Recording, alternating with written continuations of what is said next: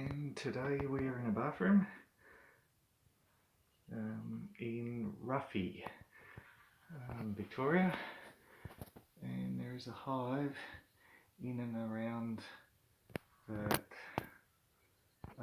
light, downlight, but we're aiming to pull off the boards from there because it means less cutting and expose the hive. So let's see what we get. Okay, so we've pulled the downlight off or out, and you can see through there is quite a hive.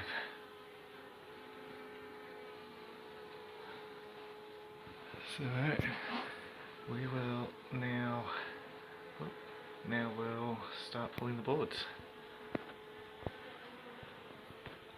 There we go. Okay, so it's not going to be so easy to get these boards off without damaging them, which I was hoping to avoid, but and this hive has died a few times by the look of things, or been poisoned or something, but never dealt with properly, so it's it's going to be a bit messy. Anyway, let's keep going. So this hive's a perfect example of why you don't poison beehives when they're in your walls. So what's happened, I don't think it was this owner, but a previous owner has known about the beehive and poisoned it. They succeeded in killing it, and hence why we have dead hive material here, lots of waste, lots of ickiness and whatnot. So they've killed the hive, then they've had mice move into the cavity that have eaten up the waste and made even more of a mess. They've also had cockroaches move in. Surprisingly, they didn't have hive beetle or wax moth come in and do anything, but that explains why when the new owners moved in, they've had honey dripping down the wall, because the older owner has killed the beehive. There was no bees here to keep the comb cool, and so the wax has melted and dribbled down, put honey down the walls. So poisoning the hive has ended up causing other issues.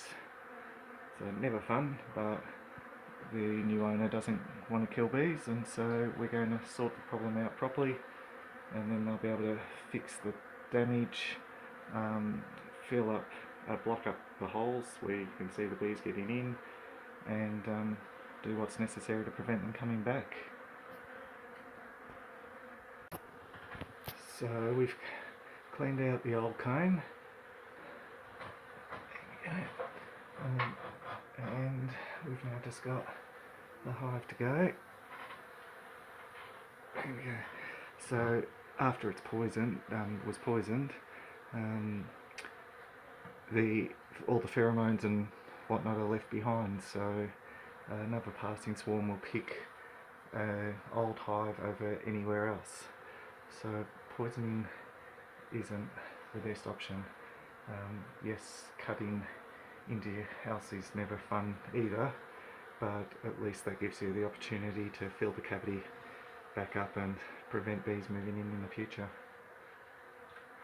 and blocking the holes.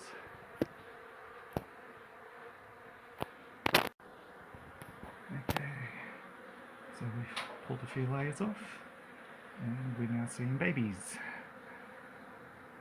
Not seeing a lot of resources. We do have hive beetle up here, hiding in the crevices. We'll just squish them. So hive beetle eats its larvae eats through the wax and the honey and turns any honey in the hive rancid.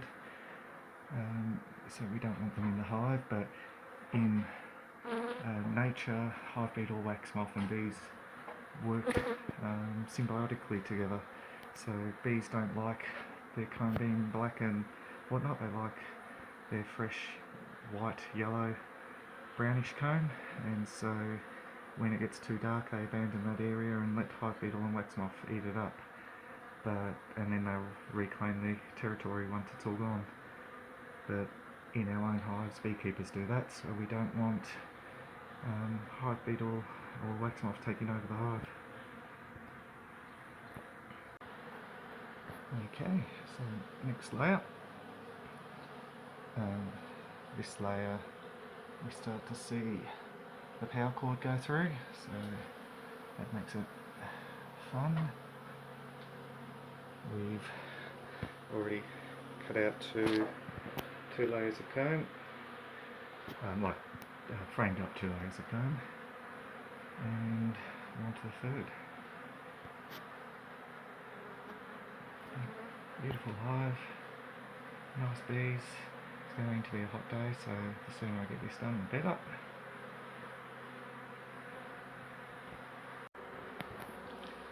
Okay, so you can see we've cut out the long pieces and we've only got 5 short pieces left. So it should get easier from here given we've only got short pieces left. And we've got those down there. Haven't got the queen yet. Bees are having a ball and they're just doing what they do.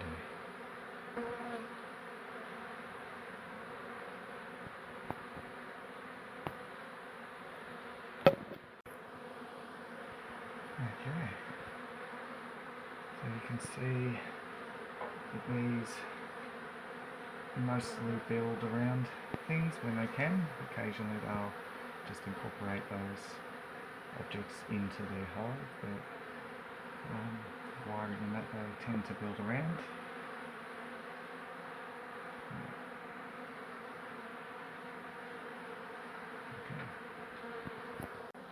Okay. Not many layers to go, then we can start bee-backing. Let's see. Totally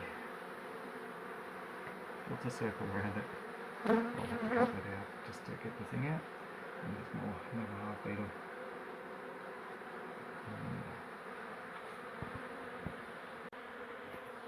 Okay, so I've got all the resources and brood and whatnot out. I accidentally shook the queen into the box on the last piece of comb, which was frustrating because there's no way I was chasing her anyway. It's small enough that I can bee-vac it as a single box, and I've left that little bit of comb there just to give the bee something to play with while I work.